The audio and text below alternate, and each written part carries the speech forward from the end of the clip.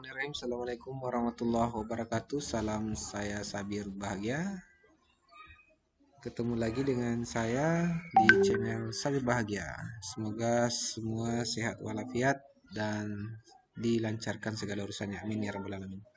Bapak Ibu guru se-Indonesia, hari ini kita akan membahas terkait tentang surat edaran yang terbaru dari Kemendikbudristek, yaitu terkait tentang usulan calon peserta PPG tahap 2 tahun 2022, di mana edaran ini bernomor 0409 garing B2 garing GT .00.03 garing 2022 tanggal 25 Februari tahun 2022. Apa isinya Bapak Ibu? Kita lihat pertama yaitu tentang pemutakhiran data calon peserta pendidikan profesi guru PPG dalam jabatan tahun 2022 tahap kedua. Jadi kemarin tahap pertama sudah dilakukan paling lambat tanggal 25 Februari, yaitu terakhir kemarin malam.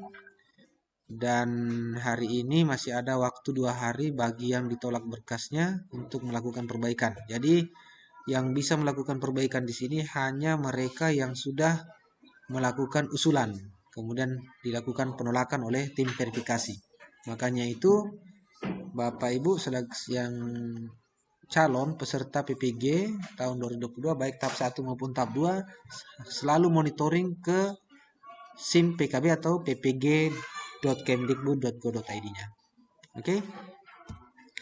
Yang kedua yaitu data yang pertama itu data yang perlu dimutakhirkan adalah nomor induk kependudukan, NIK dan tanggal lahir melalui laman Perpal PTK https://perpalptk.data.kemdikbud.go.id.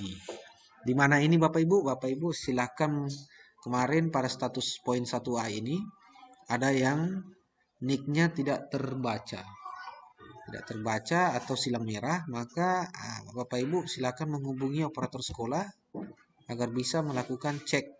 Nah, cara mengeceknya nanti di sini kita akan berikan cara mengeceknya itu Perpal PTK. Nih saya buka ya. Ini kelihatan Bapak Ibu. Jadi ini operator sekolah harap untuk menyelesaikan kasus ketika ada kasus guru tidak bisa membuka atau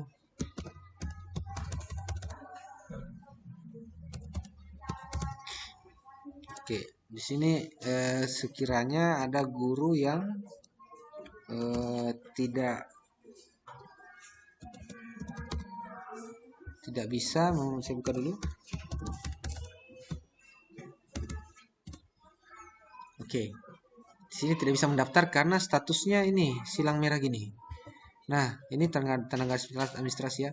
Nah, kalau ada tercatat pada Dukcapil ini di atas valid Dukcapil ini tersilang merah, maka ini akan terbaca sampai pada status SIM PKB-nya. Status SIM PKB-nya tidak bisa mendaftar karena tersilang merah. Maka apa yang harus dilakukan adalah pertama mengecek datanya untuk memperbaiki data. Kiranya ada yang perlu diperbaiki, contoh nama lengkap, nama ibu di sini.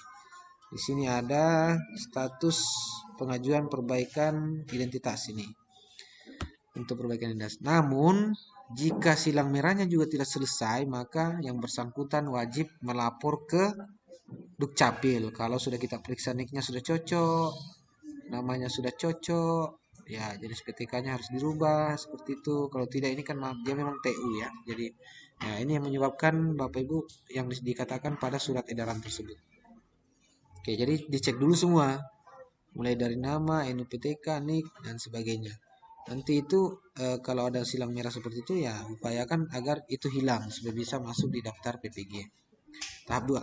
Nah, selanjutnya di sini kelihatan lagi, saya tampilkan lagi untuk yang poin berikutnya. Riwayat pendidikan formal mulai dari jenjang pendidikan dasar hingga pendidikan terakhir, serta riwayat karir guru mulai dari pertama kali mengajar melalui aplikasi Dapodik Sekolah. Dan nah, ini apa yang harus dimasukkan Bapak Ibu? Ini yang dimasukkan adalah riwayat pendidikan formal. Jadi mulai dari SD, SMP, SMA, dan S1-nya. Ya, itu namanya riwayat ya. mulai dari jenjang pendidikan dasar hingga pendidikan terakhir. Contoh di S1, S1, S2 ya silakan masukkan.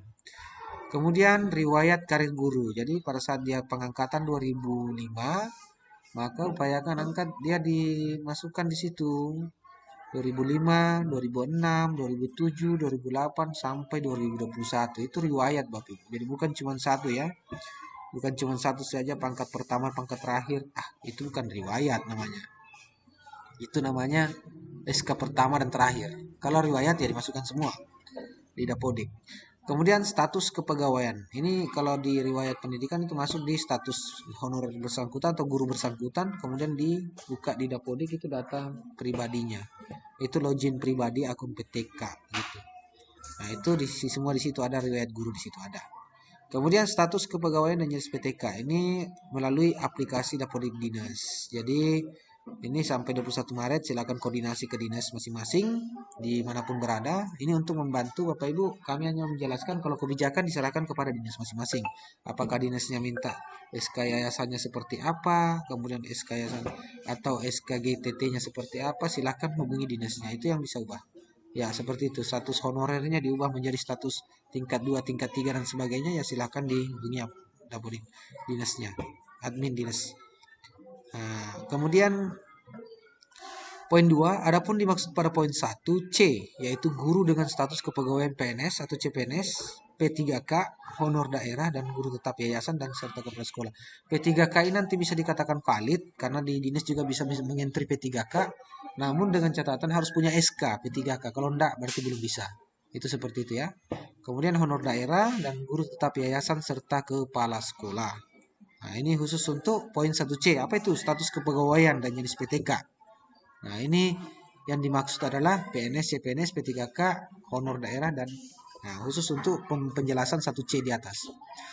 Kemudian ketiga, informasi lengkap terkait tata cara pemutakhiran data dapat diakses melalui laman http://dapo.kemdikbud.go.id. Ya, ini lengkapnya tata cara pemutakhiran data bisa kita lihat di web Dapodik Dasmen.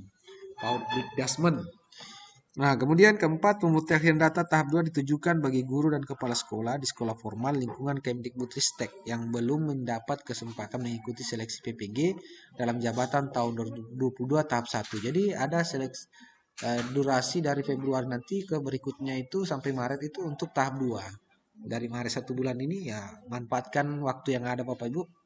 Kalau bisa diperbaiki datanya. Kemudian TMT-nya juga kalau salah itu penyebabnya karena ini. Kalau TMT-nya tidak muncul, ini dia. Riwayat gurunya.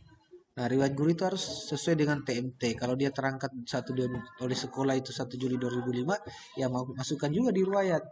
Nah, itu upayakan dia terisi semua ya. Kemudian batas waktu pemutakhiran data sampai dengan tanggal 21 Maret 2022. Pukul 23.59. Itu masih lama ya, tapi upayakan masih ada sekitar kurang lebih 1 bulan. Hanya saja upayakan supaya bisa selesai cepat. Nah, nanti ini akan hasilnya dari Dapodik itu akan terintegrasi ke SIM PKB. Nanti SIM PKB-nya yang dikontrol. Kalau masih ada yang salah, maka kembali ke Dapodik lagi. Nanti setelah itu, kalau sudah benar semua, berarti tunggu di ppg.kemdikbud.go, tempat penguploadan berkas. Jadi dia tidak langsung masuk, dia harus singgah dulu ke SIM PKB-nya Bapak Ibu. Karena itu namanya integrasi data. Oke. Selanjutnya yang ketiga, adapun yang dimaksud pada poin 1C sudah ditekankan yaitu guru dengan status kepegawaian PNS, CPNS, P3K, honor daerah, dan guru tetap yayasan serta kepala sekolah. Nah, lengkap dengan terkait dengan cara pemutakhiran data diakses dengan laman https Dapodik Dasmen. Nah, ini sudah dijelaskan tadi. Dan terakhir tanggal 21 Maret tahun 2022 pukul 23.59 waktu Indonesia Barat. Oke, mohon izin untuk menyelesaikan dan semoga semua lulus administrasi untuk pretest PPG. Terima kasih. Assalamualaikum warahmatullahi wabarakatuh.